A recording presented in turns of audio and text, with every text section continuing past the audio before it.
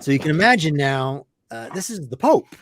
He's the leader of this extremely powerful organization. And so all of the Pope's consultants and advisors are just going to turn on Galileo and say, you've got to do something about this. This guy has insulted you. He's insulted the church.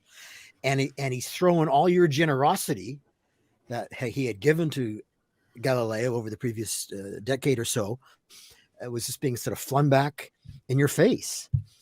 And so you can imagine that Urban felt himself called upon to defend his own personal dignity as an Italian man, as well as the authority of what they viewed as the universal church. And so they summoned Galileo to Rome to be put on trial. So as Glenn Scrivener in his book, The Air We Breathe, says that still at this stage, the evidence and the scientific community were still leaning the other way. But the irony in this whole thing is that this famous faith versus science trial, it was actually the church that was demanding proof.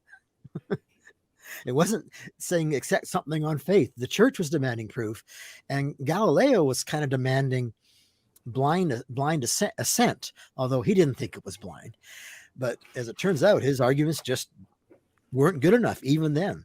So it really appears that the church, theologically, they were prepared to go either way. And I think you could read that into Pope Urban's comment there. But the problem was the science of the day.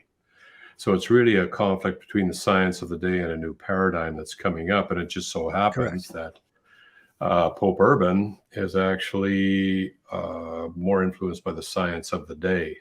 And as you said before, that's the way science works, right? I mean, a new theory comes up. The people who were believing the old theory just don't immediately say, oops, I guess you're right. They try to defend their theory, see if there's any adjustments that have to be made, if there's a way to defend the theory against being falsifiable or against being falsified. But once it gets to the point that it's falsified, okay, now we give it up and we move on to the next. But until then, you're defending your theory, right? Yeah.